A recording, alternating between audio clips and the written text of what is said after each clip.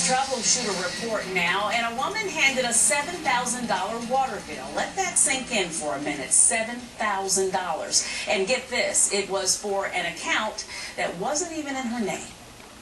Monica Yancey just found out she has a $7,598 overdue water bill about which she knew nothing. That had to be a shock. It was. It was very shocking. The bill was for water at her rental home in Norfolk. The tenant just moved out, and Yancey and her business partner want to get it ready for a new resident. I was told that the service could not be turned on at that address. And when I questioned why, that's when I found out. This story begins when another tenant moved out in 2008. Shortly thereafter, pipes underneath the house were stolen. Yancey filed this police report. The pipes were fixed. Unbeknownst to Yancey, the missing pipes caused a leak that skyrocketed the bill. And those bills were forwarded to the tenant who had just left. The tenant moved out, but the water bill was still in the tenant's name, which raises the question, can the city change the account from the tenant to the owner without letting the owner know?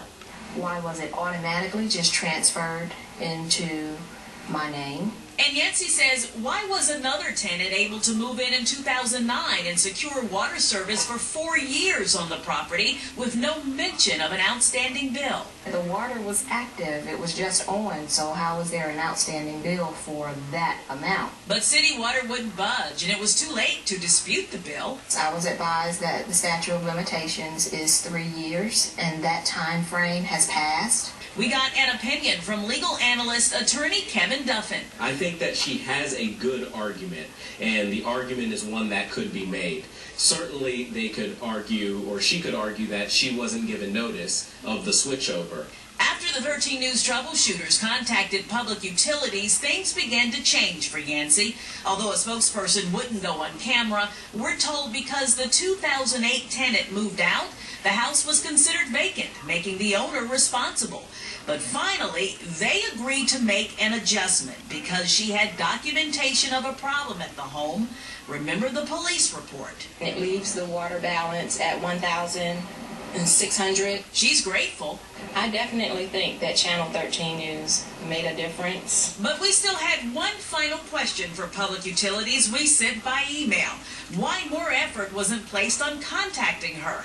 An hour and a half later, Yancey got a phone call from the city. They have agreed to absolve me of all responsibilities associated with that full balance of over $7,000. And public utilities sent us this email saying it determined the property owner was not responsible for the water use while the tenant's account remained active. I'm so pleased with it. I'm very pleased with the result.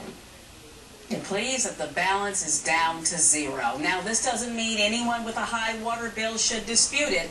Rarely does public utilities take a balance down to zero. It does mean that if you can document a repair on an unexpected water leak, they may be able to work with you. And by the way, the water was turned on at Yancey's rental home, so she can now get it ready for a new renter.